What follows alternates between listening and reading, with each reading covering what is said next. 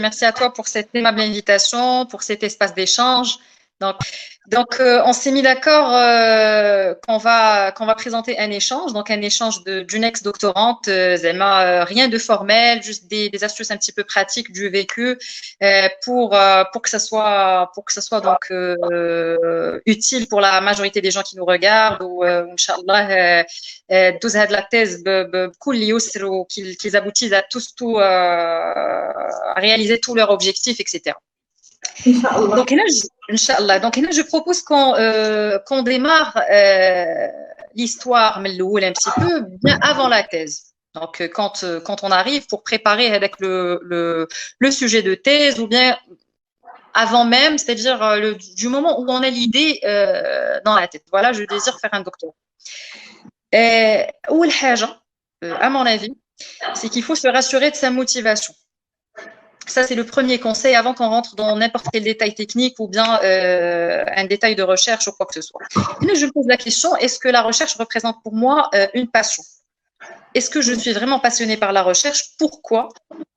Le grand pourquoi. Pourquoi je désire justement faire cette thèse de doctorat? Pourquoi je désire démarrer de l'aventure?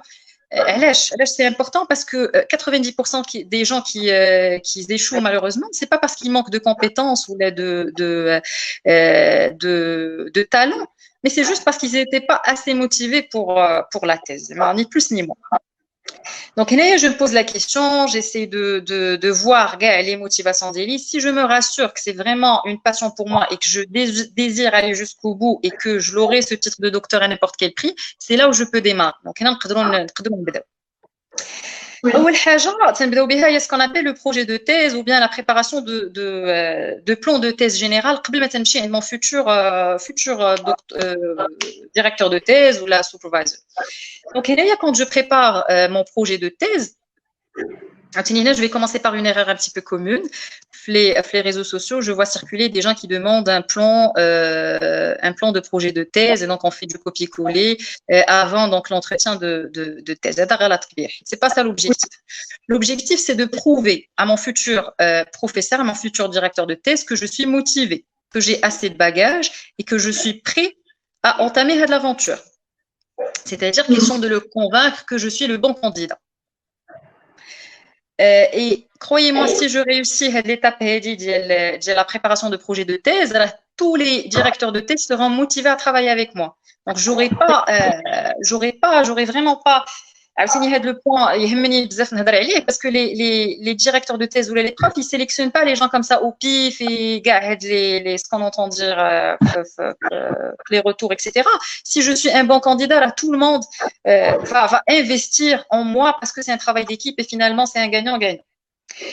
Donc, le résultat d'une bonne préparation de sujet de thèse, je commence dans un premier temps. Bien évidemment, je me projette pas dans un espace de chercheur. C'est pas l'objectif. Je démarre, j'y connais absolument rien. Donc, je peux commencer toujours par creuser et chercher ma motivation, ma passion. Qu'est-ce que j'aime faire? Le cursus scolaire d'IEL.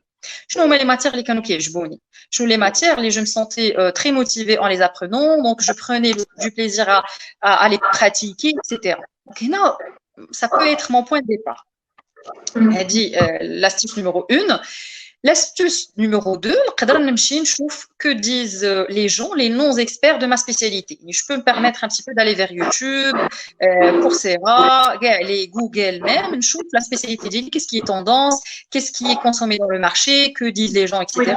Ça peut me donner une idée générale sur le point de départ. Une fois le bagage kamel, là, je commence par préparer la méthodologie ou le petit plan, comment je vais donc exploiter les 3 ans de recherche, par quoi je compte commencer, quand est-ce que je peux passer à une originalité, quand est-ce que je peux penser à publier, etc. Les points et je m'en fous si c'est correct du volet formel ou là. Comme je viens de dire, avec le professeur ou le directeur de thèse ou la personne tout simplement qui va me passer l'entretien, voilà, elle sait très bien que je démarre ou je ne suis pas censée avoir tout le bagage d'un chercheur senior. L'objectif, c'est de se rassurer que si je m'investis en toi, là, je ne vais pas regretter. Oui. Tout simplement. C'est l'idée générale. Donc, je pars, je vous prouve que voilà, j'ai fait ma recherche, j'ai un petit bagage, j'ai une idée dans la tête, j'ai assez de motivation, donc je suis prêt à démarrer. Généralement, si je me présente, بهذا le papier هذا وبهذا l'idée هذه وبهذا le bagage, mais كاينش اللي غادي يقول لي لا. Croyez-moi, c'est sûr, parce que je serai le joker de mon futur directeur de thèse, sans doute. Donc, c'est le premier point. Moi, je me prépare un an. Une fois la partie préparée, j'ai en tête le sujet, sur quoi je vais travailler, qu'est-ce que je vais entamer, etc. Je passe à la deuxième étape, il y a la sélection du directeur de thèse. Ça peut paraître bizarre parce que tout le monde a l'idée. Voilà, moi je désire démarrer une thèse et écoutez, si je reçois un cadre administratif où je peux démarrer mes travaux, je dois m'estimer heureux. Et donc je ne peux pas me permettre de sélectionner un directeur de thèse ou un prof ou quoi que ce soit. Et là, je vous dis, là, prenez le temps de sélectionner le directeur de thèse ou la personne avec laquelle vous allez travailler. Prenez la peine de le faire soigneusement. Parce que c'est un investissement, c'est 3 ans de votre vie. Je parle tout le temps des gens qui sont motivés, des gens qui vont s'investir faire de la thèse. Je ne parle pas des gens que lire ou un plan B ou un truc de passage ou là. De la catégorie. Je parle des gens qui sont prêts à s'investir, qui sont prêts à s'engager.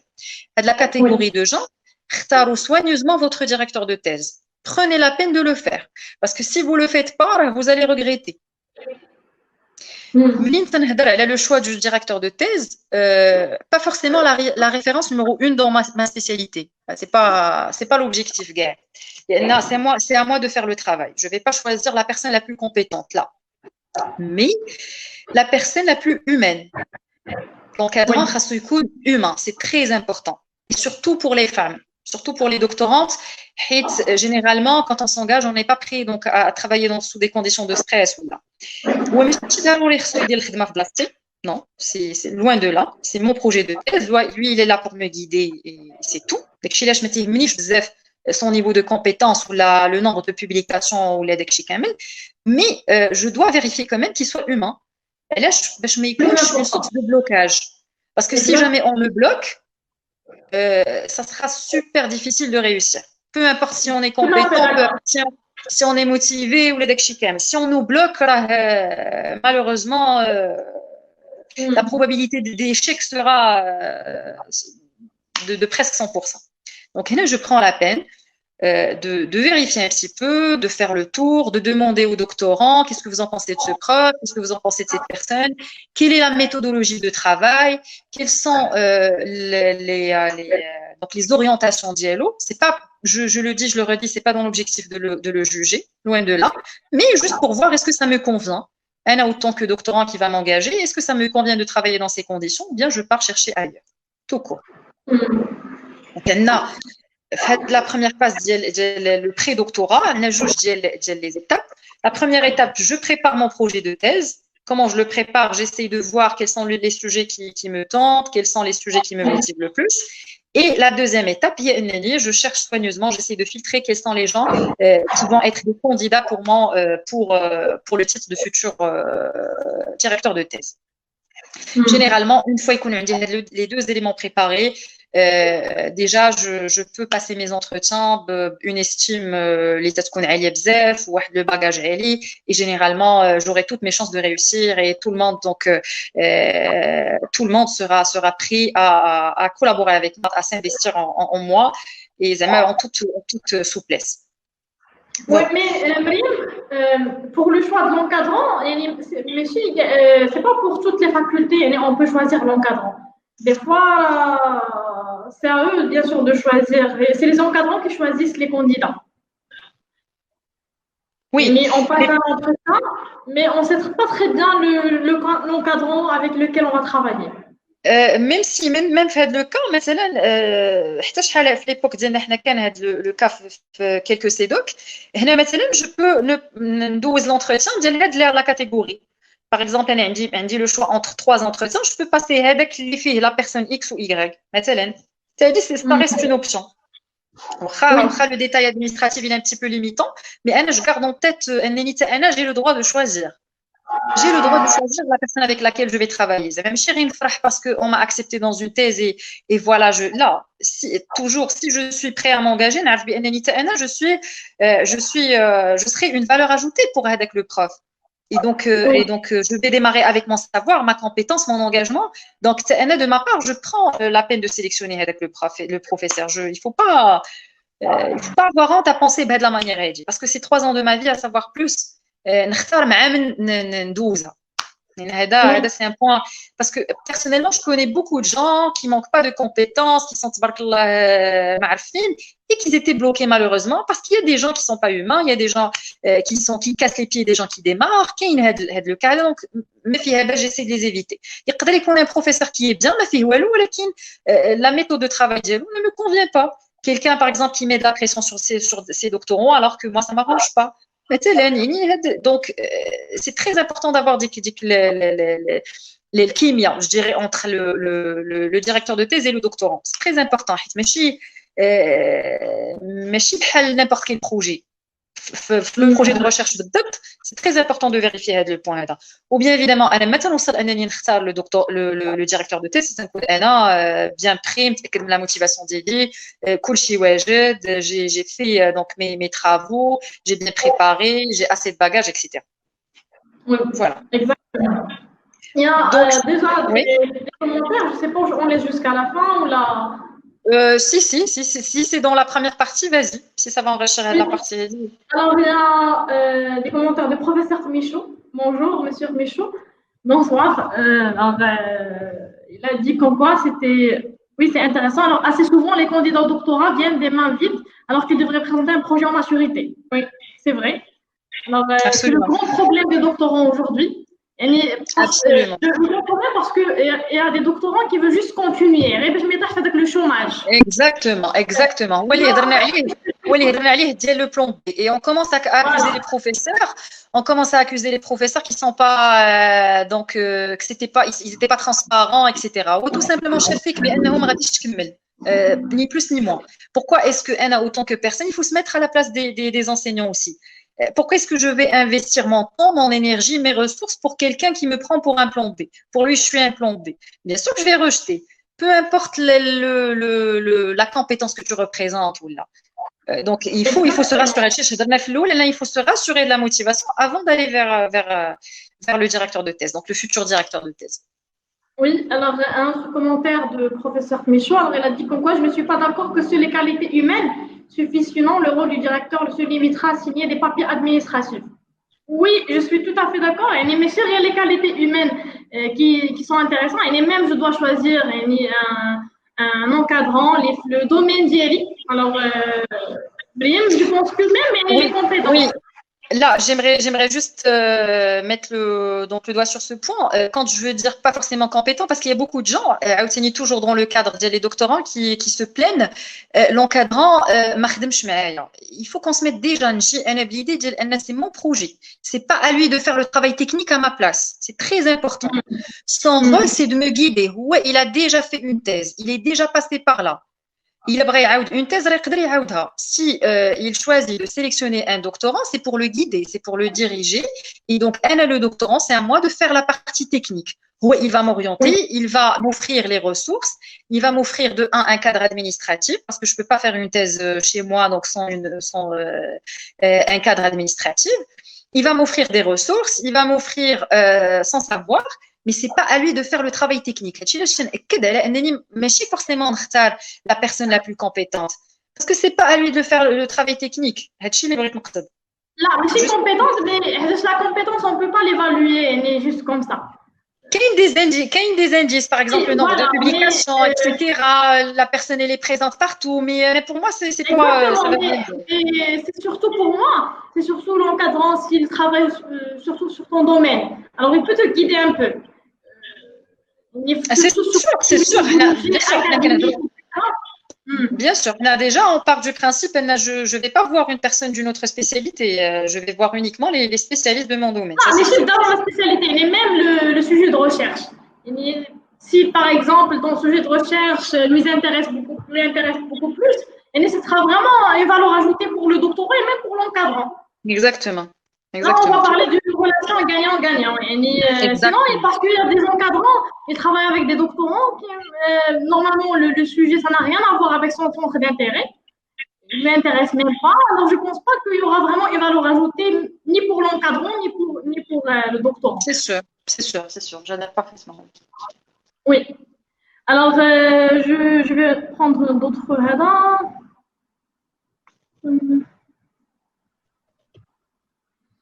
Alors, je pense que vous mettez trop l'accent sur le directeur de thèse, alors que le rôle principal, le vrai pilote de la thèse, c'est le thésard lui-même. Oui. Oui. Tu as lu le. Alors, il a dit comme quoi, je pense que vous mettez trop l'accent sur le directeur de thèse, alors que le rôle principal, le vrai pilote de la thèse, c'est le thésard lui-même. Moi, c'est ce que je viens de dire. Cette personne n'a pas. Là, on a démarré déjà, on a démarré par le thésard. Oui, exactement. Alors, tu dois contenir un projet de thèse convaincant et correct. On va parler de ça. Amel, alors je vois si je jappe des commentaires, parce que je ne vois pas tous les commentaires. Alors, bonsoir, je vous remercie pour cette invitation. Alors ça, on va bien se répondre. Il y a juste s'il y a des commentaires par rapport à la première partie. Je pense que le problème que peut affronter un doctorant, même engagé, est la rédaction de sa thèse. Parce qu'il est bloqué à ce stade, c'est vraiment un grand problème. On va en arriver, on va en parler. Quand l'encadrant ne fait aucun signe de vie. Oui, ça, c'est aussi un grand problème. Alors, pour moi, vaut mieux qu'il ne fasse aucun signe de vie qu'on me bloque. Pour moi, le problème, c'est quand on ressent un blocage. Ou ça existe, hein. Même s'il y a des profs parmi nous, nous aussi on est des profs et on ne doit pas avoir honte de parler sur ça. Alors qu'il y a des gens qui bloquent malheureusement. Et donc pour moi, il représente un vrai danger. En dehors de ça, et on peut s'entendre. Mais quand il y a un blocage ou une pression psychique, vaut mieux s'éloigner. Ou là, ne pas, voilà, je parle parce que malheureusement, on voit des gens qui s'investissent, qui laissent 5 ans de leur vie, etc. Les mains vides. C'est vraiment désolant. J'insiste, à chaque fois qu'une personne vient vers moi pour me demander le conseil, j'insiste à le volet humain. Et je le dis, je le redis. Si une personne n'est pas humaine, je l'écarte. Hein.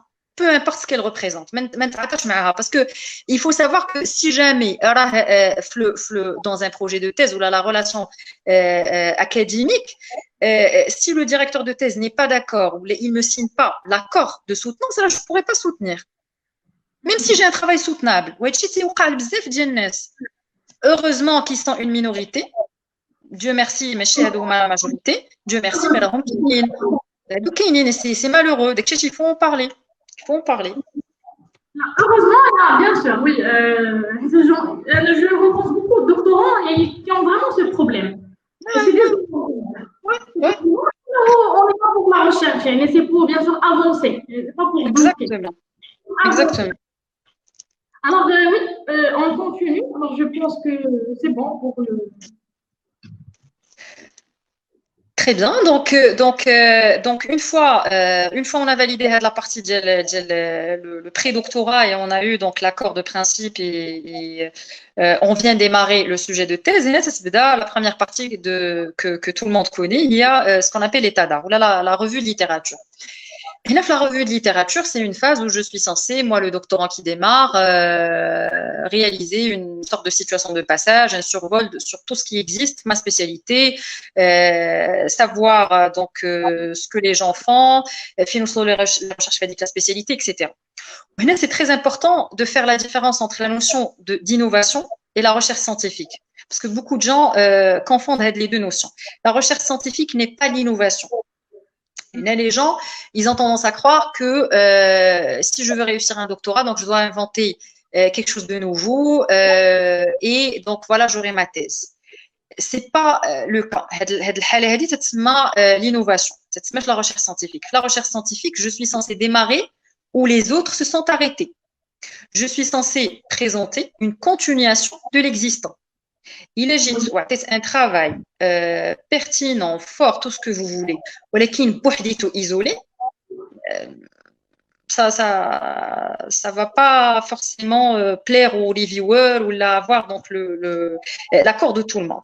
Et l'objectif, c'est de se baser sur l'existant, l'améliorer, c'est-à-dire explorer ce qui n'a pas encore été fait, mais en se basant sur donc où se sont arrêtées les recherches scientifiques tout simplement. Et de la partie de la revue de littérature, elle est très importante, où il faut la faire intelligemment. Je vais commencer par une croyance limitante ou une erreur commune. Les doctorants, la grande majorité des doctorants, surtout je parle du domaine technique, les sciences techniques, je ne sais pas pour les sciences des gestions, les sciences humaines et tout. Les sciences techniques, les doctorants, ils ont tendance à passer une année, donc ils disent, voilà, je vais consacrer la première année pour la revue de littérature. C'est bien. Ou les c'est pas vraiment pratique. Parce que quand je prends beaucoup de temps à faire la revue de littérature, en réalité, c'est pas vraiment un soin donc de lire tout ce qui existe ou là de faire ça soigneusement, mais c'est une peur cachée. Je n'ose pas passer à la deuxième étape qui est la rédaction ou la présentation d'un point original, et donc je prends beaucoup de temps à lire, à rien faire que lire. Parce que la partie de la phase de la revue de littérature, il ne faut pas que ça traîne. Pourquoi? Parce que de un, je dois passer à l'originalité et j'ai une durée déterminée de 3 ans. Après, une fois que je décroche mon titre de docteur, je peux prendre le plaisir à passer 1 an, 2 ans à rédiger un papier ou à lire, etc. Donc, elle dit le premier point. Et le deuxième point, c'est que la phase de la revue de littérature, c'est une opération, si vous voulez, qui ne va pas s'arrêter. Tant que je suis chercheur, je suis censée être à jour avec la recherche scientifique dans ma spécialité. Ça, c'est un must. Donc, c'est une phase qui ne va pas s'arrêter. Je suis tout le temps amenée à faire de la lecture en parallèle avec mes travaux. Donc, je vois inutile de passer des années à rien faire que lire, ou ça traîne, je perds ma motivation, etc. Donc, j'essaie de ne pas dépasser entre 3 à 6 mois. J'ai ma première année fait la revue de littérature. Après, je dois passer à l'originalité. Comment faire justement pour limiter la revue de littérature entre 3 et 6 mois? Moi, je conseille toujours parce que ce que j'appelle la revue de littérature intelligente. L'état d'art intelligent, je veux dire. Il y a déjà, de la phase, je veux dire, ça me les articles. D'accord. Mais quel type d'article? C'est la question, les réalités.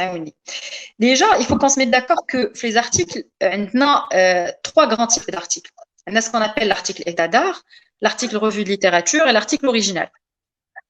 L'article état d'art, c'est ce que vous réalisez quand vous démarrez, vous voulez présenter un travail pour une conférence X et que vous préparez une étude comparative de 3 à 4 méthodes, c'est un état d'art. On a la revue de littérature, parce que aussi il y a beaucoup de gens qui confondent les deux notions. La revue de littérature, c'est pas un état d'art. L'article original, je détaille revue de littérature parce qu'il est très important. L'article original ou l'article qui représente une originalité, c'est-à-dire quelque chose de nouveau. C'est ce qu'on est censé normalement publier pour avoir la thèse. En tout cas, les sciences techniques, on a besoin de 2 articles originaux. Je ne sais pas pour les. Ça dépend des CEDOC. Voilà, ça dépend des CEDOC, la spécialité, etc. Je viens de savoir que pour les sciences de gestion, c'est pas les mêmes critères. Donc voilà, article original, c'est un must pour les doctorants de sciences exactes. Et on a la 3e catégorie, il y a ce qu'on appelle les articles revues de littérature. Les articles revues de littérature, c'est des articles qui sont rédigés d'une manière pas trop académique, c'est-à-dire pas trop formelle, mais ils ressemblent plus à un manuel. تيكون عندنا donc un survol de l'existant تقريبا ديال les 10 dernières années, تكون une étude explicative فيها donc une comparaison ديال تقريبا les travaux donc majeurs ديال les 10 dernières années avec les auteurs, etc. في الاخر تيكون عندي بحال واحد le tableau généralement فيه la méthode proposée, l'auteur, l'année, l'affrontation, etc. ou rédigés par ce qu'on appelle des chercheurs seniors, c'est-à-dire des chercheurs avec 30 ans et des fois même plus d'expérience dans la recherche scientifique. Donc, c'est des gens qui ont consacré leur vie à la recherche et qui ont vraiment la tête pleine. Donc, logiquement, rien de la définition, c'est bien lié à quel type d'article je dois consulter quand je démarre. Article état d'art ou la originale ou la revue de littérature, bien évidemment, l'article revue de littérature. déjà, quand je démarre, je consulte les articles originaux qui sont très techniques. J'ai tendance à ne rien comprendre, à me démotiver, etc. C'est quoi ça, etc. Donc, de préférence, je commence par la catégorie. Donc, mise en lancer la recherche, je filtre les articles revues de littérature. Ils sont simples, ils sont rédigés par les seniors, comme je viens de dire, et ils sont rédigés de la manière plus ou moins souple et facile à comprendre. C'est le premier point. Je fais la différence, je sélectionne un type d'article. Donc, logiquement, si je tombe sur 2-3 articles de la catégorie, ça va m'économiser une soixantaine d'articles qui ne sont pas vraiment intéressants. Donc, j'ai économisé le temps, j'ai économisé l'effort, etc. Où je commence à me situer ma problématique petit à petit. Il y a la catégorie des articles. Il y a les moteurs de recherche. فين غادي نقلب على هاد لي زارتيكل اللي انا عارف ديجا لا كاتيجوري ديالهم ايتترا كيما قلت في الاول il faut pas avoir honte à consulter des sources non académiques واخا هادشي ما تنقولوش في لي كور كي سون فورميل ولكن هادي لا رياليتي في الاول ما فيها باس si je vois un cours sur YouTube j'ai le droit de le consulter si je vois un cours je sais pas par un amateur j'ai le droit parce que في الاول انا تنكون غير j'essaie d'absorber tout ce qui bouge vraiment tout le bagage après je vais commencer à filtrer à critiquer en développant un esprit de chercheur petit à petit. Mais un esprit technique. Si je suis ingénieur de formation ou économiste ou peu importe, il y a un esprit technique. Donc, je ne suis pas chercheur non, c'est pas le cas. Donc, voilà, on le devient en pratiquant. Exactement. Donc, je me permets un petit peu d'absorber tout ce qui bouge. Petit à petit, je vais savoir qu'est-ce qui se passe sur le marché. Exactement, exactement. Après, il y a même des contributions managériales. Je dois connaître ce qui se passe sur le marché. Et après, avec ça, je peux bien sûr consulter les articles. Pour moi, il faut le faire avant de postuler. Comme elle dit, il faut prendre une année avant de postuler. La méthodologie, ça peut aider même pour la thèse. Et au moment de la thèse, ça peut aider le fait de savoir un peu la méthodologie, le positionnement épistémologique, les articles, vous voyez qu'est-ce qui se passe sur le marché, afin de choisir le meilleur sujet et être surtout convaincant. C'est ça l'objectif. Exactement. Exactement. Et est-ce que c'est ce que je veux faire ou pas? Il a fait toute une année pour me préparer à faire je viens ولا نمشي قبل كاع ما نضيع l'effort ولا ديال un encadrant ولا شي حاجه. Oui. La plupart des étudiants maintenant, même les étudiants de master, 100% veulent postuler pour le doctorat. Juste parce que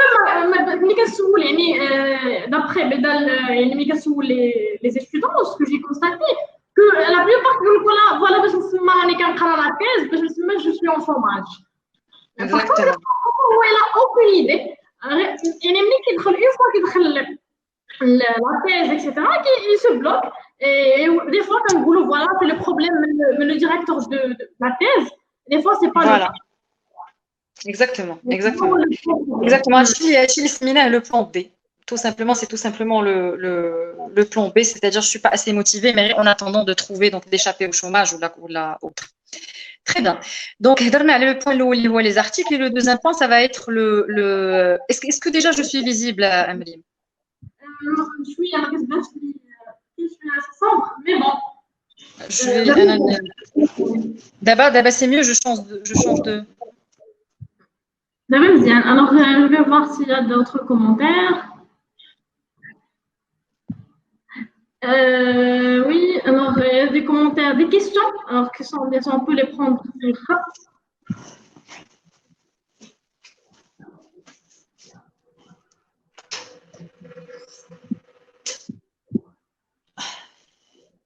Oui, alors. Alors, je pense que j'ai changé. C'est un échange entre nous, Fatih. Alors, c'est pour ça on parle. C'est un échange. C'est pas un cours.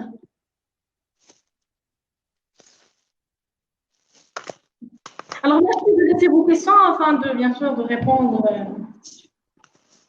au fur et à mesure. Ok, oui, vas-y. Très bien. Donc, j'ai parlé de la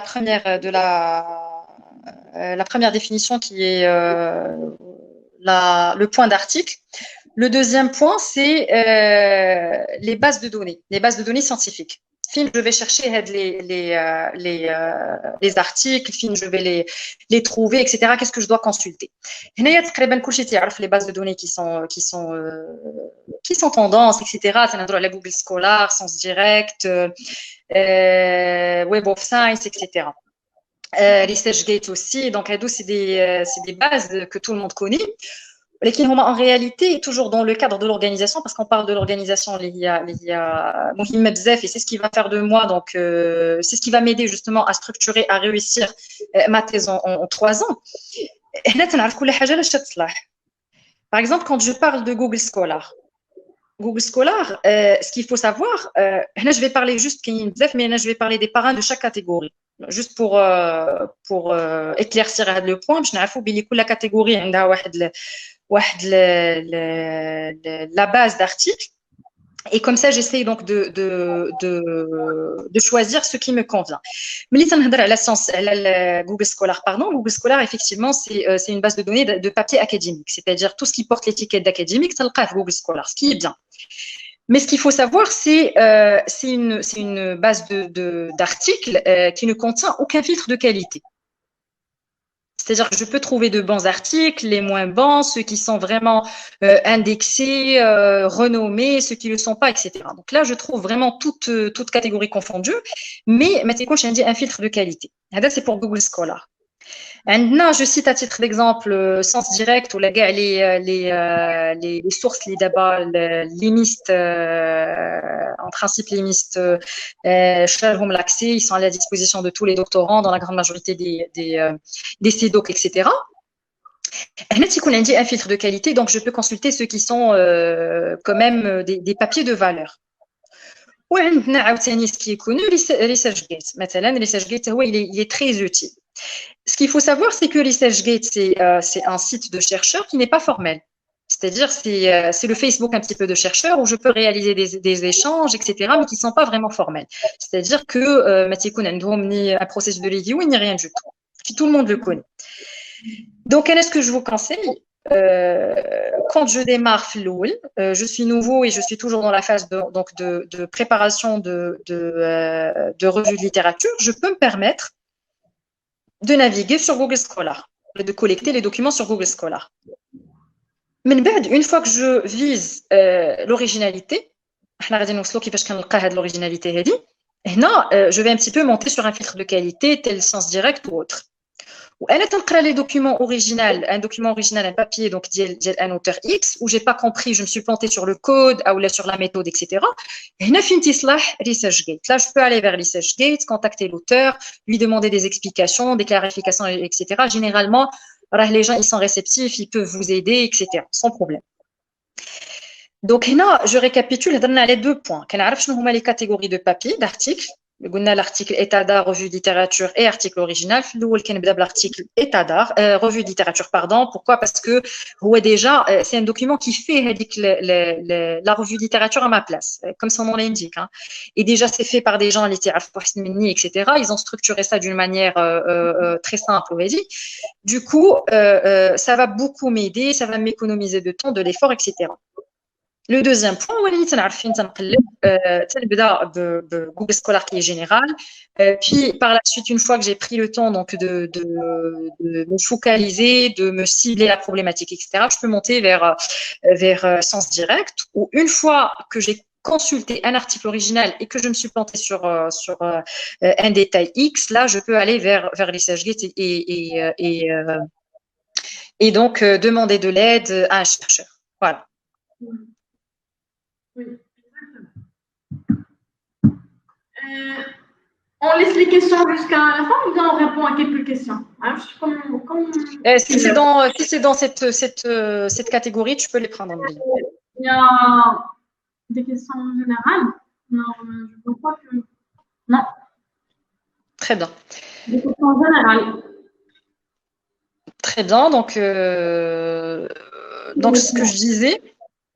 Alors, il y a une question. Les travaux utilisés dans la revue de littérature doivent-ils être récents par rapport au début du choix d'autres sujets ou non? Si, c'est pour ça que j'ai insisté sur les 10 dernières années. C'est-à-dire, la rédaction, on va détailler ça, mais je rédige ou je m'appuie sur un travail qui a été réalisé les années 60 ou les années 20 ou la autre, parce qu'on va tout simplement considérer que c'est dépassé. Par contre, je parle d'une discipline X. Le fondateur d'Yala, il a découvert, je sais pas, en l'an 1955 ou la 1970 ou je sais pas, je dis n'importe quoi. Et là, je peux me permettre donc de citer de la référence source. Et qu'est-ce qu'on a dit? Une référence ou les deux. La base. Et pour le reste, il faut absolument que ça soit fait les 10 dernières années. C'est très important. C'est pour ça que j'ai insisté sur les 10 dernières années. Même que ne fait pas, donc n'est pas vraiment sujet d'actualité. Voilà. Déjà, on a parlé de projet de thèse, mais on va répondre à la question de Amal. Pour continuer un projet de thèse convaincant et correct, en termes de quoi? Il faut se mettre dans la tête que votre directeur de thèse, il a déjà été un thésard, lui. Il est déjà passé par là, ça c'est de 1. Et de 2, donc il a vu pas mal de gens, il est passé par pas mal de projets de thèse. Du coup, il va sentir si vous êtes motivé ou pas motivé. Donc, il faut juste être honnête. Il faut juste être honnête, rédiger ce que l'on pense. Si je dis, écoutez, je suis motivée, je vais passer 3 ans de ma vie ou plus pour décrocher le titre de docteur, pour donc contribuer à la recherche, etc., il faut que ça soit honnête. Ni plus ni moins. Je ne pense pas qu'il y aura un directeur de thèse qui va vous critiquer la manière de rédiger ou là. Ou quand je fais du copier-coller d'un document qui circule sur le net, il va le savoir. Le live, on est tous professeurs, il y a des professeurs qui nous regardent, il y a des doctorants, etc. Donc, je ne vais pas essayer donc de prétendre quoi que ce soit. Tout simplement. Et la perfection, je doute fort qu'un professeur va exiger la perfection de quelqu'un qui envisage donc de démarrer un projet de thèse. Et là, c'est pas le but. J'essaie de lire, de reproduire ce que j'ai lu dans ma thématique, et j'essaie donc de lui présenter sur certaines méthodologies. Voilà, la première année, je compte la consacrer sur ça. Je vais faire une communication, je vais faire cela, je vais faire ceci, je vais consacrer mes trois premiers mois pour faire ceci ou cela. Oui, c'est à moi de voir la manière avec laquelle je vais présenter mon travail, et j'insiste à ce que ça soit honnête, ni plus ni moins. C'est surtout l'intérêt pour le sujet, c'est ça le plus important. Exactement, la motivation derrière. Parce que c'est très normal quand on va passer par des obstacles, quand on va passer par des moments de déception. C'est très normal, on aura des papiers qui seront rejetés, on aura des gens qui ne vont pas forcément valoriser nos travaux, etc. Donc, si je n'ai pas assez de motivation, je vais abandonner dès le premier pas. Voilà, donc il faut se rassurer qu'on a assez de courage et de souffle. C'est très important, j'insiste sur le souffle, de continuer jusqu'au bout. Voilà. Oui. Alors, on continue, je pense qu'il y a d'autres questions. Je pense qu'on va répondre à ces questions jusqu'à la fin, sinon on va rester sur les questions. Oui. Très bien. Très bien, donc l'étape qui suit en principe, c'est ce qu'on appelle les points d'attaque, définir les points d'attaque. Donc, il n'y a que mettre la revue de littérature. Bien évidemment, je vais réaliser des fiches de lecture, adosser des évidences, tout le monde sait faire ça. Chacun peut le faire à sa manière, ça diffère donc d'une spécialité à une autre. Ce qu'on appelle définir les points d'attaque. كيفاش غادي نخرج بالoriginalité, comment je vais identifier, mettre les deux mains, pointer justement la cible et l'originalité, هادشي تسمى les points d'attaque. شنو هما les points d'attaque? هما tout simplement les articles. دابا هنا دخلنا في la catégorie des articles, un article original. كنشوف شكون هما les articles اللي نقدر يكونوا pour moi un point de départ. C'est-à-dire une fois j'ai fait mes lectures, etc. La problématique, elle est cernée, plus ou moins cernée. Donc, ça nous lit, ça une problématique générale, mais je parle d'un point pointu, très pointu. Une fois que je limite avec le champ, je passe au point d'attaque. Les points d'attaque, c'est-à-dire des articles qui font la même chose, des articles récents, j'insiste sur récents, qui font la même chose. Et je me dis, tiens, Anna, je me sens capable de refaire ce que cet auteur a fait. Et j'essaie de reproduire l'expérience. Et là, c'est très important. Qui veut que je l'originalité? j'essaie de refaire ce qui a été déjà fait. C'est en mettant les deux mains dans la pâte. Et pas autrement, il n'y a pas d'autre moyen. J'essaye de reproduire ce qui a été fait. Avec le process de l'expérience,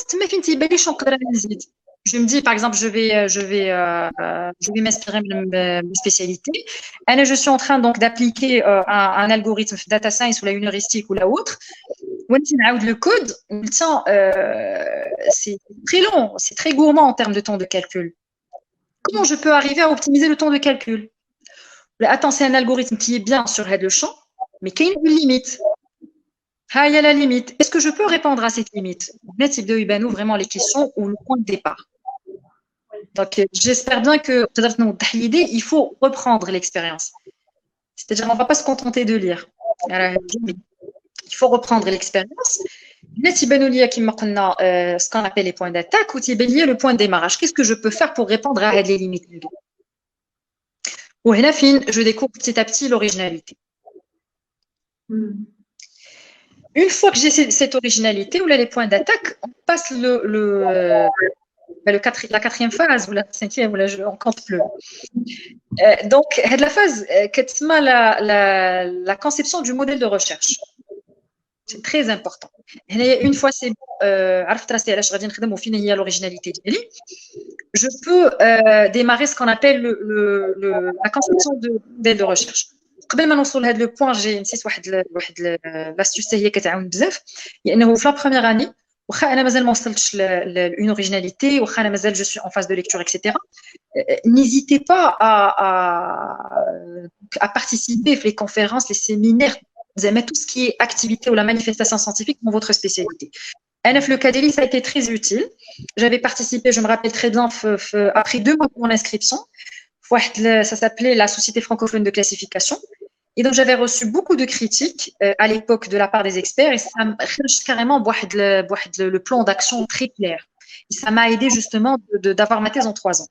Donc là, c'est très, très important. Avec l'échange, vraiment utile.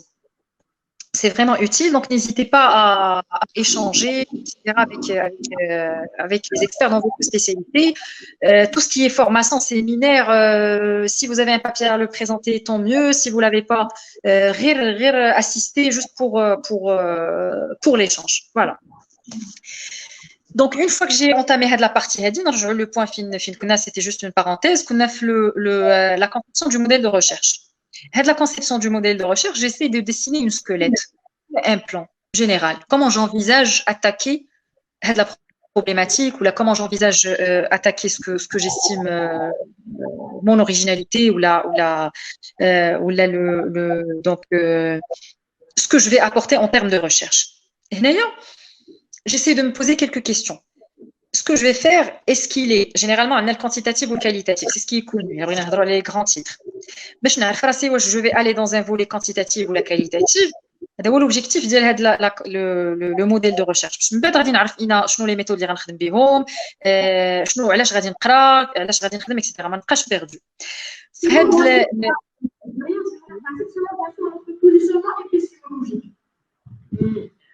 On doit le définir avant pour qu'on puisse choisir comment on va travailler. C'est mieux là. لا ما سمعتش la dernière partie. Pour savoir déjà comment on peut travailler, ça déjà on doit définir le positionnement épistémologique. Oui, mais عاوتاني حتى في هذا le positionnement que tu as cité, il faut pas trop se perdre. ما نعرفش كاع les méthodologies qui existent, داكشي عاوتاني هذاك ça bouffe beaucoup de temps ou pour moi c'est pas utile زعما franchement حيت il faut passer à l'action. ما نتعطلش بزاف, نعرف غير الكاليتاتيف كوانتيتاتيف et je passe. ما نبقاش عاوتاني هنا كاين بزاف ديال لي فولي, بزاف ديال لي gérer les écoles etc. ما نتعطلش عاوتاني بزاف في هذه لا بيريود هذه, في هذه لا بارتي هذه باردون. نعرف اسكو جو سوي دون لو كاليتاتيف ولا لو فوالا exactement. هذا هو l'objectif. باش نعرف راسي اسكو جو سري دون لو كوانتيتاتيف ولا لو كاليتاتيف. Je me pose des questions très simples. Pardon? Ou bien l'analyse mixte, je fais le quali et le l'hybride. Exactement, ou l'hybride, oui.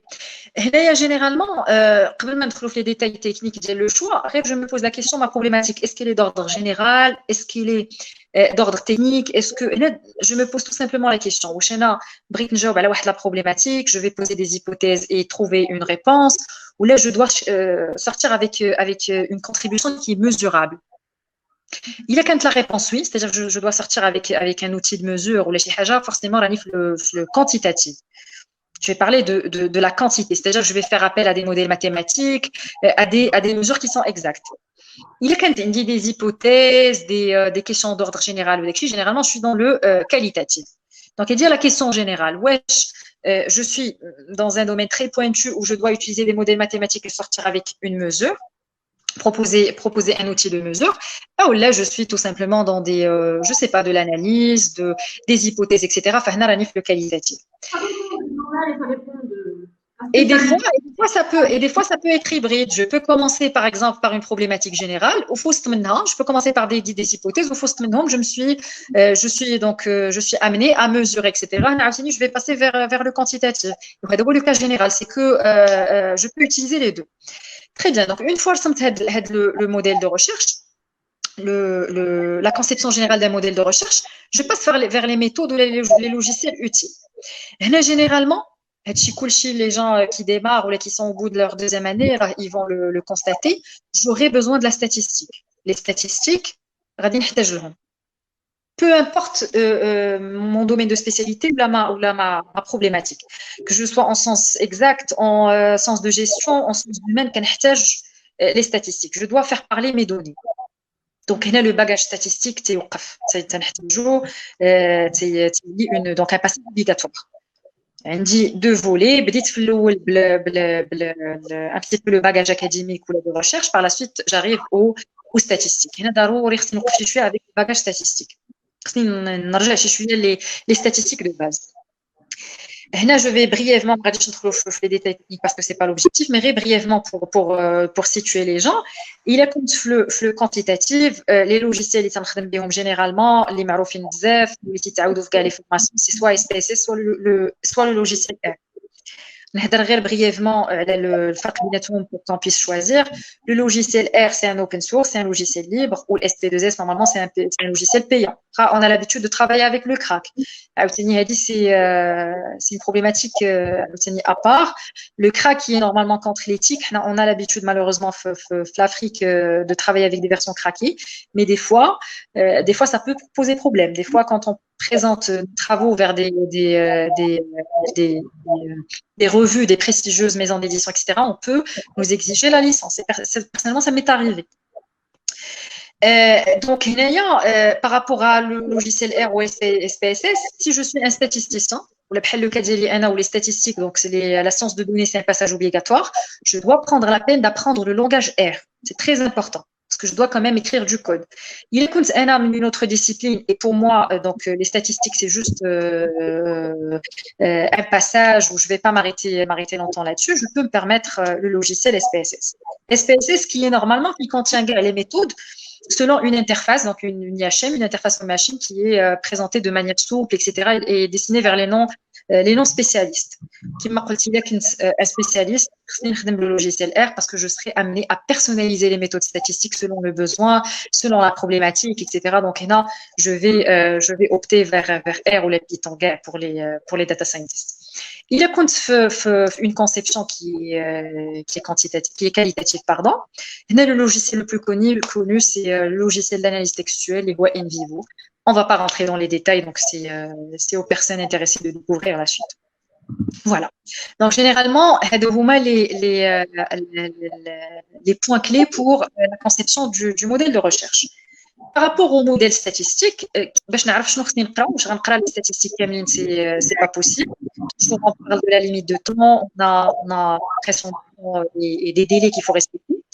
Tu as les méthodes qui sont générales, d'ordre général, qui sont très utilisées. Tu as la méthode, je le besoin, et quand je fais la méthode. Par exemple, le marketing, à titre d'exemple, c'est très commun, ou l'analyse de de correspondant principal, CP, مثلا qui fait toutes les méthodes de réduction de dimension.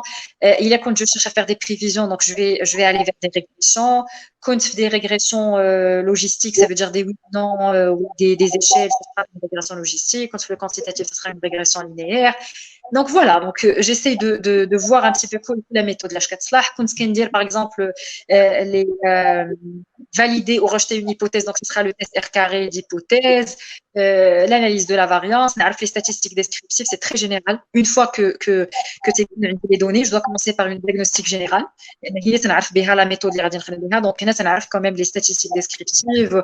Est-ce que mes données suivent une loi normale ou sienne? Est-ce que j'ai des données manquantes, des quartiles, etc. Bon, tous les des notions. J'essaie pas de creuser non plus. C'est pas, il est même coach statisticien à la machine. D'abord, il contient exceller fion. Moi, laquelle j'essaie d'avoir une idée générale parce que ça va m'aider à m'orienter par rapport au choix de la méthode. Voilà. Voilà, je pense que c'est tout. Je pense que c'est tout par rapport à l'utilisation des outils statistiques. Un point très important, c'est les questionnaires. La réalisation du questionnaire. La réalisation du questionnaire, qui est très commun. Je pense que c'est commun pour les sciences de gestion, les sciences humaines, etc. Quand on réalise des questionnaires, les critères ou les critères de validation d'un questionnaire. Je fais des questions et je distribue ces questions à mes collègues de laboratoire et tous les jours.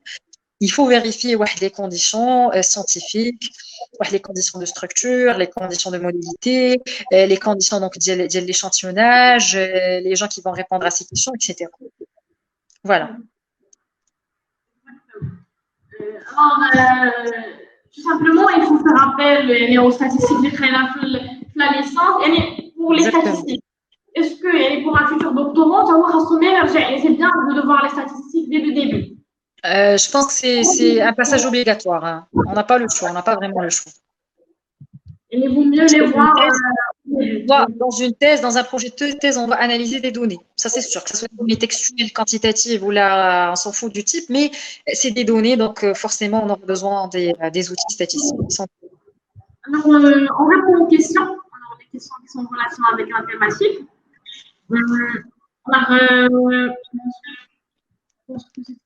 J'ai déjà répondu sur cette question. Bonsoir. Je vous remercie pour cette présentation. Qu'est-ce que vous pouvez conseiller une doctorante en deuxième année et cette année, la troisième, n'arrive pas à définir, à cibler la problématique de la thèse? C'est un grand problème pour... هو هذا le blocage هو اللي هضرت عليه في الاول هو ديال on essaie un petit peu de se cacher derrière la revue de littérature ou de tarder ou là de laisser de côté l'originalité. Le conseil tout simplement c'est de se jeter, passer à l'action, ni plus ni moins. J'essaie de faire pas forcément, j'essaie pas d'exceller في الاول. L'objectif داكشي علاش j'ai insisté à définir la différence entre un travail de recherche et une innovation scientifique. Là, c'est pas la même chose. Juste pour que les doctorants donc, mettent en tête que je ne suis pas censée innover ou découvrir quelque chose qui n'existe pas ou là, hors du commun. Alors, je peux présenter une amélioration. Ça peut faire sujet d'un papier qui sera publié. Donc, les conditions de rédaction, qui fait un article est accepté ou rejeté, etc. Donc, le conseil, tout simplement, c'est de démarrer. Peu importe, il est pertinent ou pas, je démarre. Au fur et à mesure, je développe un bon papier où je me sens, je suis la perte. Ou un deuxième conseil, j'allais le laisser à la fin, mais puisque la question est posée, donc pourquoi pas l'évoquer. Ou une erreur on attend jusqu'à la fin de l'expérience pour commencer la rédaction scientifique, que ce soit la rédaction de thèse pour les gens qui sont pas obligés de publier, ou là dans la rédaction des papiers scientifiques pour les gens qui cherchent justement à publier les papiers. Et non, ça se fait pas comme ça. Une fois que tu as l'expérience, tu n'as pas شنو غنقدم وشنو غنوخر وشنو درت وفين هي لوريجيناليتي وداك الشيء. Ça se passe en parallèle. Je rédige et je travaille en même temps. في الاخر ملي غنوصل لهاد لا بارتي je vais vous expliquer comment. ملي درت هاد لابروش هادي ديال ريداكسيون اي ترافاي اكسبيريمونتال او ميم طون ما تنحش تلقى الارتيكل كامل وما تيكونش عندي هاد البلوكاج. هادي سي اون استوس تري la thèse. Même pour la revue littérature, on doit lire et rédiger en même temps. Exactement. On commence dès la première année. Il ne faut pas attendre jusqu'à la troisième année pour Dès commencer le la premier rédaction. coup, ماشي حتى la première année, حتى هاد فاش هضرنا كاع على لا بريباراسيون راه جو دوا ريديجي ضروري تيكون عندي لي فيش دو ليكتور وداكشي سينو راه ما غادي نعقل على حتى شي حاجه وما سا سخا تو انغاج. Donc, on a déjà parlé de recherche scientifique, notamment l'explication et la vérification. Puisque je rédige ma thèse en français, j'ai trouvé plus de références en arabe qu'en français. Que faire? Alors, c'est la même question pour les gens qui demandent, ils rédigent en français, ils trouvent des références en anglais. Alors, il y avait des questions même pour la langue. La langue officielle de la recherche scientifique, c'est l'anglais, pas le français. Même si on est des francophones. La majorité de la documentation, elle est en anglais. Donc, il faut penser à rédiger en anglais, peu importe si c'est une exigence du CEDOC ou pas. L'anglais, c'est un must ici. Juste pour qu'on soit... il aime si en français ou là, en arabe, j'aurais une source très limitée. La rédaction, c'est en français. Généralement, la plupart des labos, c'est en français. Aujourd'hui, je parle de ma spécialité. Aujourd'hui, on tolère. Depuis l'année de ma soutenance, on a autorisé la rédaction en anglais parce qu'on a compris que c'est un passage obligatoire. Je ne peux pas passer 3 ans à savoir plus en faisant de la recherche scientifique qu'en anglais et me demander de switcher en français. Donc, pour les autres spécialités, je sais pas trop. Mais c'est clair que la grande majorité de la documentation elle est en anglais dans les diverses disciplines. C'est un. Mais la nouveauté en anglais. Voilà, l'anglais c'est la langue universelle, donc vraiment que ce soit la recherche ou en dehors de la recherche. Après, si on m'exige de rédiger sous une autre langue, je dois le faire, j'ai pas le choix. Mais sinon, l'anglais, je ne maîtrise pas l'anglais ou maintenant crache les articles en anglais, là, je vais passer à côté de beaucoup de choses. Hein. Ça, c'est sûr. Si je me limite مثلا aux revues françaises ou l'arabe, je ne peux pas dire que j'ai fait une revue de littérature. Loin de là. Il faut apprendre. C'est toujours le temps d'apprendre, bien sûr. Même quand on parle avec des études de doctorants, il y a sur le moment pour apprendre l'anglais. Exactement. Et n'ayez pas honte si vous n'excellez pas l'anglais.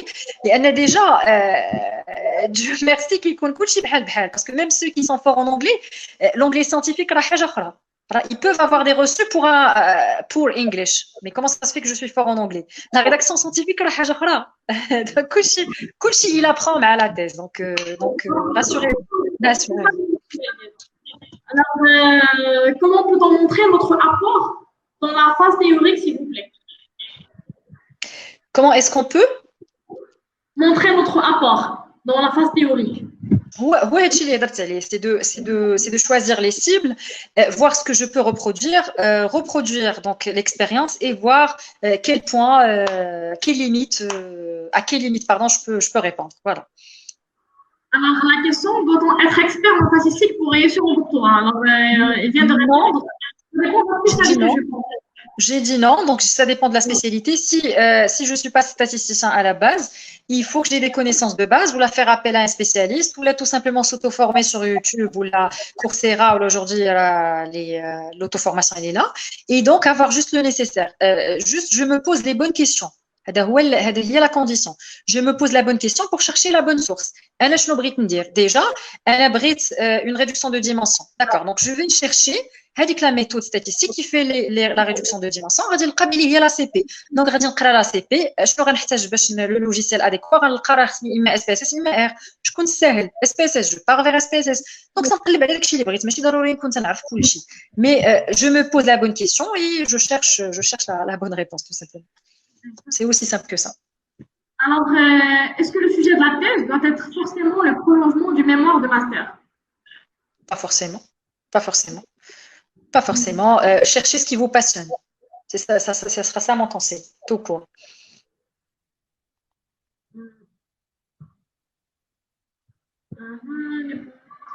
Alors, je vais prendre les questions qui sont en relation avec la thématique, parce que je vois il y a d'autres questions. Les travaux utilisés. J'ai déjà répondu. Il y a beaucoup de questions, alors je cherche les questions Louline. Alors, est-ce que vous pouvez nous citer quelques outils de plagiat? Gratuit. Alors, ça va être vers la fin. Les outils de rédaction, on va dire les outils de plagiat. oui.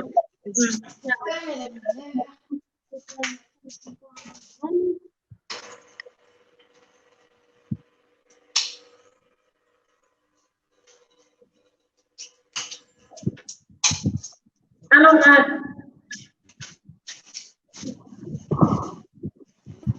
oui, Mariam. Alors, il y a une question pour le premier rapport d'état d'avancement de thèse, l'essentiel à citer. L'essentiel est cité, c'est tout simplement des fiches de lecture des articles que j'ai consultés. Ça veut dire quoi les fiches de lecture, je ne vais pas faire de la narration, c'est-à-dire j'ai lu le document X ou là, mais plutôt préparer une sorte d'étude comparative, c'est-à-dire dans l'article consulté, l'auteur je connais qu'est-ce qu'il a fait, qu'est-ce qu'il a présenté, c'était quoi son originalité, quelle est la méthode qu'il a utilisée et l'année de la publication, etc. Comme ça, c'est un tableau de bord, c'est l'objectif. Donc j'arrive à comparer, j'arrive à affronter les méthodes, etc. Là, par exemple, le rapport d'information.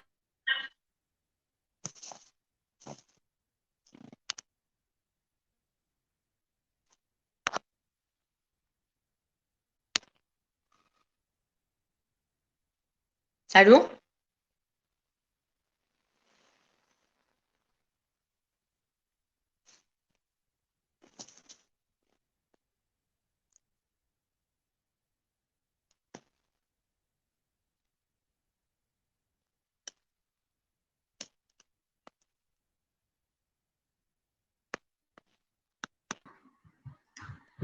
Il y avait un problème de ma part. Alors, parler des théories mobilisées lors de la revue de littérature, on peut parler des perspectives, etc. Il y a des rapports d'avancement pour passer la deuxième année, ou il y a des rapports d'avancement pour personnel. Mais ça dépend du rapport d'avancement.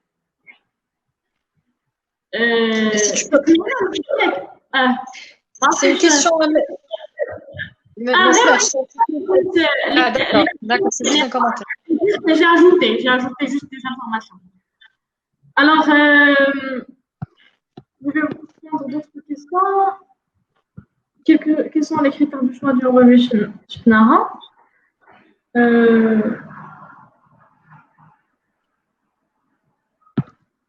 Alors, à votre avis, c'est une question qui se pose par les doctorants.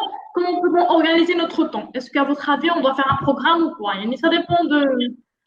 Ça dépend de chacun, mais je peux vous proposer très rapidement le mien, si ça peut inspirer les gens. Le travail, il commence bien avant. Ça, c'est très important. Il y a des directeurs de thèse qui vous exigent de passer une année sans inscription. Est-ce que vous avez fait un avancement? Ils vous inscrivent l'année qui suit. On va dire, je vois que c'est très bien. C'est pour le bien du doctorant, contre lui. Donc, quand on démarre bien avant, déjà, qu'est-ce qu'on dit que les 3 ans, qu'est-ce qu'on dit dire, qu'est-ce qu'on bien organisé? Comme je viens de dire, je fais une revue de littérature intelligente, mais 3 mois. C'est entre 3 et 6 mois. Ou fait que les 3 mois, c'est un challenge de présenter chez Haja dans une manifestation scientifique.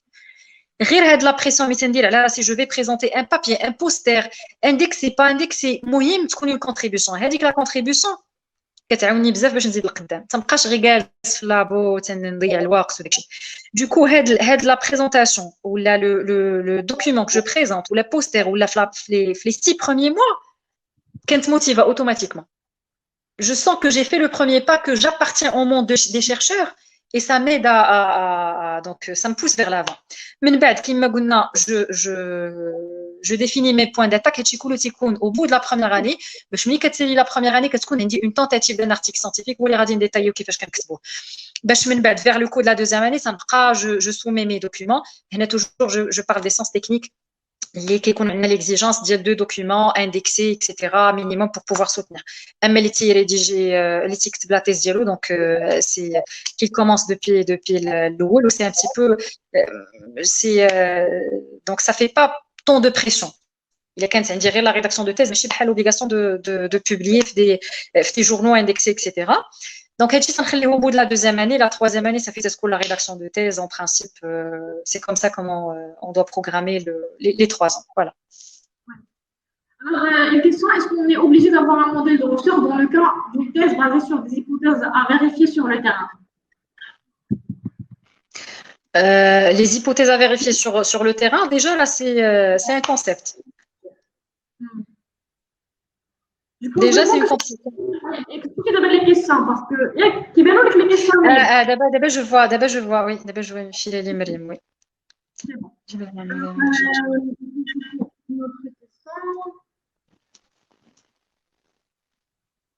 Alors, que pensez-vous du positivisme aménagé en sciences de gestion? Je suis mathématicienne, donc je ne peux pas répondre à une question technique en sciences de gestion. Je suis désolée, hein, mes connaissances sont trop limitées en sciences de gestion. Sinon, vous avez l'experte, vous pouvez demander à Mariam. Aménagé, alors c'est soit le positivisme aménagé ou bien le réalisme critique. C'est là où on combine les deux analyses, quantitatives et qualitatives. Alors, je pense même en sciences exactement, c'est pas les mêmes positionnements épistémologiques même. Qui marque les sens exacts, on n'essaie pas de trop mettre l'accent sur ça. Tu vois ce que je veux dire? La conception ou le modèle, c'est pas vraiment ce qui compte. Ça va m'aider pour me situer et généralement, est-ce que c'est quantitatif, qualitatif ou hybride? Mais sinon, les types de méthodologies qui existent, on n'essaie pas de trop prendre la peine à les défiler tous et à se positionner, les choisir, etc.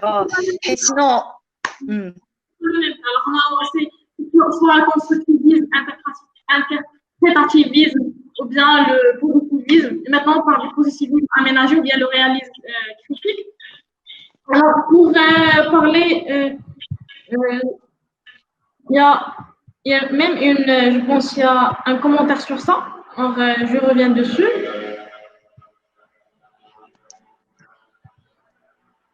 Juste pour passer les... Et pour l'article, on va parler de la publication des articles tout à l'heure.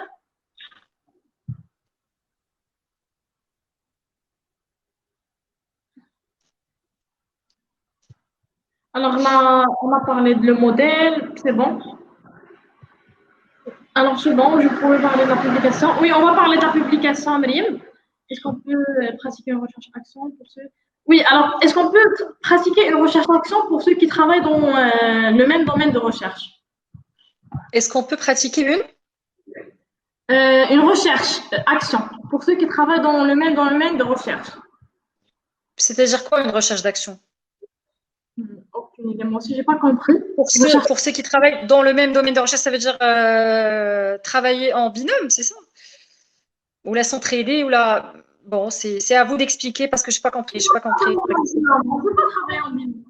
Non, voilà, si c'est ce qu'elle veut dire, c'est interdit, oui. Mais après, je ne sais pas si elle parle juste du fait de s'entraider, mais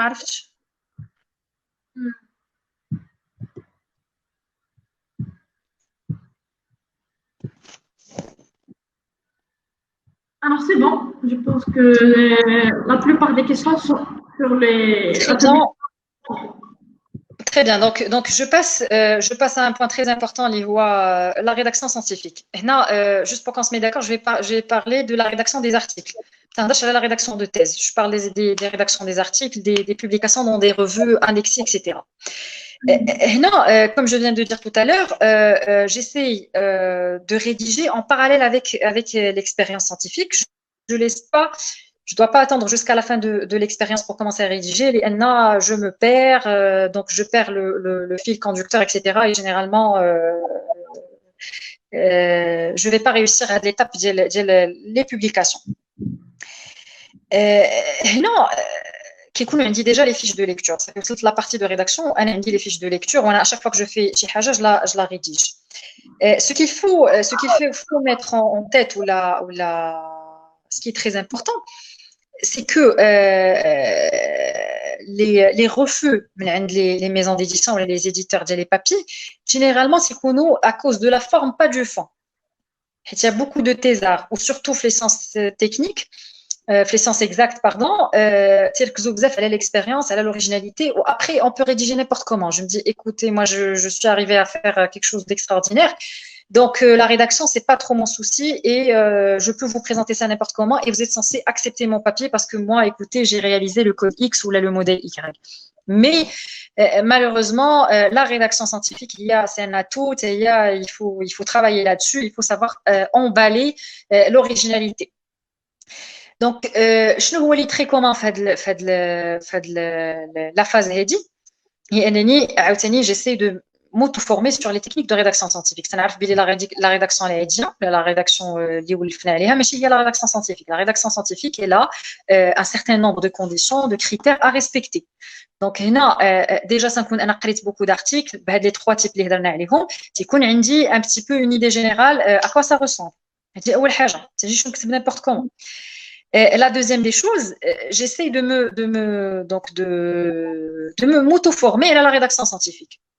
Je les points majeurs ou les حوايج اللي هنا عاوتاني ما يمكنش تكون عندنا une réponse collective على حسب la spécialité, على حسب la maison d'édition, est-ce qu'elle exige واحد la template, est-ce que je dois rédiger بالنسبه لا سبيسياليتي ديالنا حنا اون ريديج سور لا تيك ولا نقدروا نريديجيو غير بالوورد. دونك سا ديبون دو شاك سبيسياليتي ما يمكنناش نجاوبوا دون مانيير كوليكتيف ولكن كاينين سي فولي دي بوين كومان ولا شي حوايج اللي هما دي جينيراليتي اللي خصنا نعرفوهم. هو انه de un papier scientifique il doit communiquer une seule idée. Ça, c'est très important. Je ne peux pas me permettre de condenser toute mon expérience à un papier scientifique et espérer que ça va aboutir ou là, que ça sera sujet de publication dans un journal de renommée. Qu'est-ce qu'on a dit? Une seule idée, c'est-à-dire un seul résultat majeur, ou c'est qu'on a dit un seul fil conducteur, les j'ai mis de l'article, c'est le point l'ouel. Le deuxième point, c'est ce qu'on appelle le micro-article, qui est une notion dans les techniques de rédaction, qui s'appelle le micro-article. Le micro-article, on les idées générales. Ou le corps de l'article, j'essaie de passer à la finition. Avec le micro-article, on les hypothèses, les questions, les réponses, les méthodes utilisées, les résultats majeurs, résultats principaux, conclusions, impact sur la société ou l'impact sur l'entourage, quelle est l'originalité. Donc les éléments de manière déstructurée ou hétérogène ou ماشي مشكل كي تيكونوا مجموعين بواحد لا ميثود هي اللي من خلالها غادي نكتب لو دوكيومون فينال اللي هو لارتيكل. ملي تنوصل لارتيكل فينال خصني نختار بعدا قبل ما تنكون في لا ريداكسيون فينال تنختار لو جورنال. Le journal en question. Pour choisir le journal, on doit vérifier ce qu'on appelle l'indexation, les exigences, parce que des fois, les doctorants, c'est qu'on peut publier dans des journaux qui ne sont pas indexés, donc on risque de perdre les résultats sans que ça soit indexé, sans que ça soit vraiment donc approuvé par les bases de données scientifiques. هذا مشكل. Donc, vers un journal, il faut vérifier est-ce qu'il est indexé. Les outils, généralement, c'est NEL SJR, c'est voilà, la source d'indexation. Il est la carte d'identité du journal, ça il est indexé, je vois l'impact facteur dialo. C'est juste pour l'indexation Scopus. Le site avec SGR. Généralement, si c'est indexé Scopus, il sera forcément indexé Thomson et ce qui est voilà. Donc généralement, c'est suffisant. Généralement, si je le vérifie sur SGR, là, c'est largement suffisant. Donc, c'est mettre l'impact facteur, ça chauffe l'année de publication, ça chauffe la thématique, la notion d'impact facteur. Très brièvement, la parenthèse de l'impact facteur. L'impact facteur, normalement, c'est le grade du journal. Pour vulgariser la notion de c'est le nombre de citations sur les publications de ce journal. Exactement. C'est un rapport, le nombre des citations, le nombre de fois que les documents publiés par ce journal ont été cités sur le nombre total des publications générées par ce journal. Une norme générale, c'est-à-dire qu'un doctorant en médecine, un mathématicien. Parce que logiquement, le rapport qui il a une discipline قديمة بزاف, donc automatiquement les des impact facteurs كبارين. وإلا كانت une nouvelle discipline, quand je parle du data science, intelligence artificielle, etc., généralement, c'est des impact facteurs entre 2 jusqu'à 3. Donc, ما نبقاش comparer راسي مع un doctorant d'une autre discipline et dire que voilà, c'est moins intéressant ولا هادشي كله ما كاينلاش. Donc, j'essaie juste de vérifier l'indexation d'Yellow. Est-ce qu'il est indexé, c'est-à-dire certifié ou pas. L'impact facteur, là, c'est très relatif. Ou la lâche index, ou la chikou, c'est très relatif, mais je ne me casse pas trop la tête avec. Une fois que tu as ciblé le journal, est-ce qu'il a des exigences? Une template bien particulière, une forme, etc. Je commence à rédiger selon le besoin de la maison d'édition que je vise. Tout simplement. Ce qui est commun, par exemple la structure, mais à titre d'exemple, elle est le titre, parce que le titre, il sera consulté par beaucoup de gens. Le titre, j'essaie maintenant je veille à ce qu'il soit pas trop long, ni trop court, mais qu'on nous des termes trop spécifiques, la majorité donc du public scientifique, mais qu'on nous des abréviations, etc. Donc, j'essaie de me former. C'est très important de me former à la rédaction scientifique avant de passer à la rédaction. Le résumé selon une manière, l'introduction, la revue littérature où je dois un petit peu raconter l'histoire de ma discipline. J'arrive à ce que j'ai appelé le point d'attaque ou le ciblage. Tu m'as fait donc les 2 ou les 3 documents, les l'expérience. L'attaque je l'ai décrit, je le dis voilà, c'était un très bon travail. Sauf que ça représente une limite X ou la Y, où c'est là où je me propose, donc à travers ce document-là, ou cet article, de répondre à la problématique X.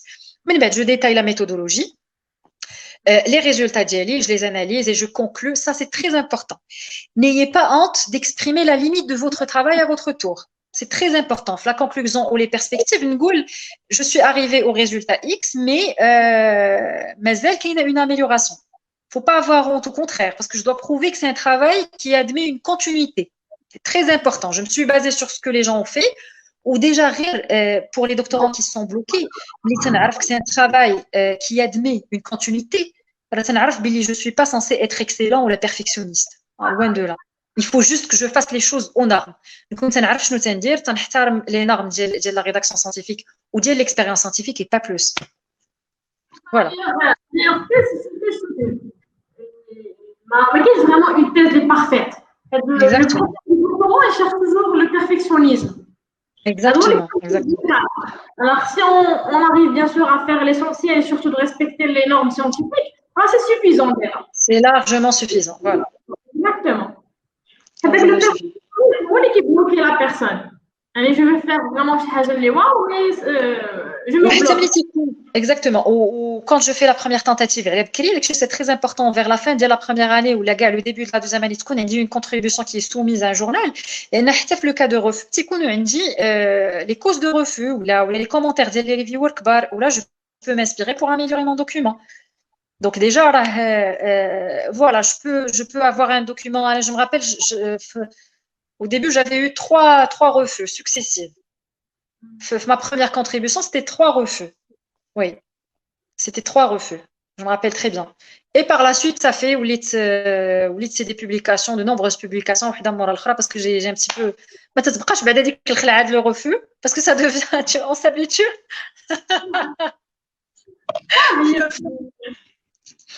Le premier refus, si j'étais en larmes, ou vers le coup mais si je reçois un refus, c'est pour moi c'est très normal et ça pose pas de problème. C'est un exercice. Exactement.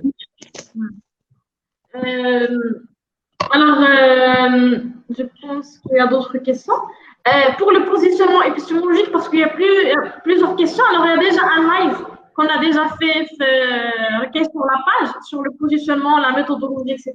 Mais on va faire un autre live pour le positionnement épistémologique, soit pour les phases de gestion, donc je pense qu'il y a des questions, et même pour les sciences techniques, je pense que c'est pas vraiment important. Si vous voulez le faire, vous le faites, ou pour se casser la tête avec tous les types qui existent, etc. Je ne vois pas l'intérêt parce qu'il faut passer à l'action très rapidement. C'est ça la contrainte. À vos questions, et on va bien sûr inviter un spécialiste pour parler de positionnement. Plusieurs questions sur ça. Alors, soit vous pouvez le voir sur le live, le premier live. Sinon, on va parler de ça, Inch'Allah. Aujourd'hui, c'était juste pour la méthodologie, pour le projet de thèse, etc. Et sinon j'aurais, pour terminer, c'est très important de partager un petit peu avec les doctorants the other side ou la vision des reviewers. Comment ils voient comment est-ce qu'on évalue nos papiers. C'est très important de partager le concept parce que comme ça, chaque doctorant sera capable de faire l'auto-évaluation et de décider lui-même est-ce que c'est un travail publiable ou pas. Donc, une fois que la maison d'édition reçoit votre papier, elle commence déjà par vérifier est-ce que ça rentre dans la thématique proposée par le journal, c'est-à-dire les thématiques traitées par le journal, et est-ce que ça répond aux critères d'une rédaction scientifique. Donc, au Tichouf, généralement, le papier il est organisé comment, est-ce que ça a l'air d'un papier scientifique, oui ou non. Si la réponse est non, et on voit, ça saute aux yeux que vous ne maîtrisez pas ce que vous faites, généralement, vous recevez un refus dans 1 ou 2 semaines, c'est-à-dire on ne fait même pas appel aux reviewers. Si le document il a l'air d'être bien présenté, je cherche la présentation, elle a la rédaction, les techniques de rédaction, il faut prendre la peine de s'auto-former, faire le volet à date, ne pas se contenter de l'originalité scientifique ou de l'expérience. La rédaction, c'est très important. C'est ce qui compte le plus. Donc, une fois que l'éditeur se rassure de la pertinence du document, justement, on doit prendre la peine de sélectionner la réputation du journal, elle est en question. Donc, si je publie du n'importe quoi, je vais risquer mon indexation, j'aurai l'impact facteur qui va dégrader, etc. Donc, des documents de valeur. Là, bien sûr, on parle des revues qui se respectent parce qu'il il y en a ceux qui publient n'importe quoi. On parle de l'éthique de la science. On ne parle pas de tout ce qui se passe. Voilà, donc une fois que c'est un document qui répond aux normes, on fait appel, l'éditeur il fait appel à des reviewers de votre spécialité. Donc à vrai dire, les chercheurs de renommée fait que la spécialité. Généralement, c'est entre 3 à 4 chercheurs, donc pour avoir le maximum d'avis. On leur envoie le document en forme donc à l'aveuglette, c'est-à-dire pas d'auteur ni d'affiliation, etc. C'est-à-dire pour que ça soit un petit peu transparent. Et on lui demande de remplir la fiche. Donc, on reçoit la fiche. Elle dit que la fiche, une note par section. Vous commencez dans un premier temps, vous avez la partie, l'organisation générale. Parce qu'on fait 10% de la note. Elle dit que les 10% qui compte est-ce que vous avez donc respecté toutes les partitions d'un article scientifique, wesh la partie méthodologie de coranzienne, wesh les méthodes sont bien citées, donc le squelette général est-ce qu'il est la forme générale est-ce qu'il est respecté ou pas. بعد تكون عندنا language ou le grammaire, c'est un document en anglais. Toujours, je parle de ma spécialité. Après, les avis, etc. Est-ce qu'il y a des erreurs de langue? Est-ce que c'est une note, je pense, de 5%? Mais les méthodes scientifiques. Est-ce que les méthodes, les logiciels ou les algorithmes est-ce qu'ils étaient décrits bien comme il faut? Ou là, est-ce qu'on les a zappés, etc. L'originalité, est-ce que ça représente vraiment une originalité? L'originalité, pas forcément, il a inventé chez Haja, c'est pas comme ça comme on fait l'évaluation. Il a répondu à la limite. Est-ce qu'il a amélioré la méthode qui existe déjà? Est-ce qu'il a adapté la méthode, le cas spécial ou un domaine bien précis? C'est original. On ne se limite pas à une, mais on se rassure que les choses d'Erom Zianim. Est-ce que le travail représente une continuité, c'est-à-dire la partie perspective? Est-ce que la majorité de la note, c'est plus de 30%? Là, je partage mon expérience de reviewing Elsevier. Elsevier, en principe, c'est un prestigieux éditeur. Après, c'est pas général. Mais là, généralement, je vous donne les choses qui sont très poussées, qui sont très pointues. Si on arrive à satisfaire ces conditions, donc on aura toutes nos chances que ce soit un éditeur ou l'éditeur. Ce qu'on vérifie, c'est le fil conducteur. Où est-ce qu'il y a les résultats ou les non? C'était l'une des sources du refus de mon premier article. C'est que pour moi, j'avais mis plusieurs idées sur le seul papier. Pour moi, je pensais que c'est un passage obligatoire. Mais avant d'arriver à une modélisation ou là une heuristique ou la autre, je dois passer par un traitement de données, je dois passer par un filtrage. Donc, j'ai cité tout ça en croyant que c'est un passage obligatoire. Mais pour le reviewer, c'était considéré comme un bombardement des idées, que ça se fait pas quand on les rassemble tous dans un document. Donc, si jamais vous avez 10 idées, tant mieux rédiger 10 articles. Mais jamais 10 idées dans un seul article. Essayez de le résultat majeur le plus parlant.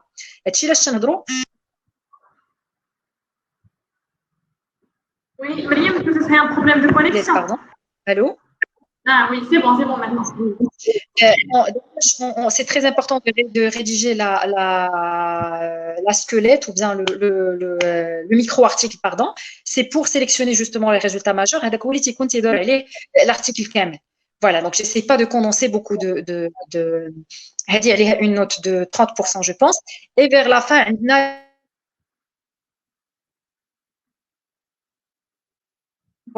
voici les références.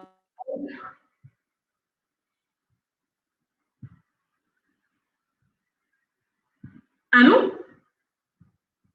Oui, Mariam, j'arrive pas à t'entendre. C'est bloqué. Allô? Oui, tu bloques. Excusez-moi. Donc, je disais que le dernier point, l'évaluation pour l'article. On doit avoir un squelette pour. Voilà. Le résultat majeur, donc le fil conducteur, qu'est-ce qu'on a aussi 30%. Et vers la fin, on a les références. La note des références, elle est très importante, c'est-à-dire qu'on vérifie est-ce que les références c'est des références récentes. Ou le point très important. Avec le reviewer qui est expert en votre spécialité, qui est le chercheur senior dans votre spécialité. Ou si jamais il trouve que ces travaux ne sont pas cités, il considère que vous êtes à côté de la plaque. C'est un point très important. Donc, les gens qui sont très célèbres là, il faut absolument que je les cite dans mon papier parce que ça se prend en considération. Voilà. Merci. Alors, je pense que tu as déjà répondu à des questions par rapport à la publication scientifique. C'est bon. Alors, je ne vois pas qu'il y a d'autres questions. Alors, oui, que vous voulez dire par idée. Si on a deux hypothèses à vérifier, on doit rédiger deux articles. Alors, c'est ça. Non, ce que je veux dire par idée, non, c'est pas deux hypothèses. Les hypothèses, ils peuvent être présentes pour appuyer une idée. Des fois, l'expérience, j'ai travaillé sur 2 volets ou 3 volets, ou pour moi, donc j'essaie de les citer dans l'article, alors que non. Là, je choisis une idée majeure ou là, ce qui me semble plus intéressant, et j'essaie de fonder ou de rédiger selon avec le fil conducteur, ou si j'utilise d'autres hypothèses, ou là, ça sera pour appuyer avec l'idée. L'essentiel, c'est de communiquer une et une seule idée. Hein. C'est à vous de voir le comment, selon votre expérience, etc. Mais le reviewer, il va vérifier où ça une seule idée ou là, ou la plus. Voilà. Alors, c'est bon, je pense qu'il n'y a pas d'autres questions. Tu as quelque chose à ajouter ou bien Mariam, vous avez bruit ici. Oui. Oui, je t'écoute, très bien. Alors, une dernière question, est-ce qu'il faut rédiger la thèse en même temps que l'article? Généralement, toujours, je vais répondre de ma spécialité parce que la spécialité 4 généralement, en fait domaine technique, la thèse, c'est chaque chapitre chaque article, peut faire un chapitre. Donc, généralement, mais c'est quand je rédige des articles, qu'est-ce qu'on a dit? Le premier chapitre, c'est l'état d'art. Ou la revue de littérature, les qu'on déjà qu'est-ce qu'on a dit rédigé, ou les articles, le chapitre, c'est une contribution. Donc, la contribution de chapitre. Donc, en rédigeant mes articles, la thèse déjà, je vais juste la structurer selon donc l'accord avec le directeur de thèse, le concadrant ou l'équipe ou là. C'est pas juste des formalités. Voilà. L'article, par défaut, la thèse, elle entre en jeu. Oui, alors, c'est bon, je pense. Il n'y a pas d'autres questions. Alors, est-ce que tu as d'autres choses à ajouter? Un dernier conseil peut-être, take it easy. Zama, il faut pas trop se mettre la pression. Il faut juste se rassurer qu'on fait ça par plaisir, qu'on désire vraiment faire de la recherche pour la recherche. Et généralement, donc, les choses vont se passer en toute souplesse. Inch'Allah, Rahman Rahim. Exactement. C'est ça l'essentiel. Il faut juste être motivé et postuler par un projet tout simplement. Il ne faut pas chercher l'originalité, surtout chercher un sujet qui vous intéresse beaucoup plus. Oui, alors je pense. Il y a une dernière question. Vos conseils pour les gens qui font la thèse en parallèle, avec leur boulot. Alors, je sais pas parce que je peux pas répondre Zama, de manière stricte parce qu'il y a des gens, des fonctionnaires qui réussissent leur doctorat, il y en a ceux qui n'arrivent pas à organiser. Donc c'est à vous de décider vos priorités. Vous seul. Alors, je trouve que c'est une question d'organisation. Il faut s'organiser. Exactement. Ok, alors merci Mariam. Merci à toi Mariam. Beaucoup de choses avec toi, j'ai appris beaucoup de choses. Alors, Inch'Allah, on aura d'autres lives sur d'autres sujets. Et avec même plaisir. il y aura d'autres sujets pour les doctorants et pour les futurs doctorants. Restez connectés. Et il y a même le groupe où on publie des modèles de projets de recherche, des plans pour savoir comment vous pouvez rédiger des modèles de recherche, etc. La méthodologie et tout. Alors, vous pouvez bien sûr rejoindre notre groupe. Voilà, alors merci Mariam pour le temps consacré. Merci à toi ma chère, merci à tous ceux qui nous ont suivis et on leur souhaite tout le succès, Inch'Allah.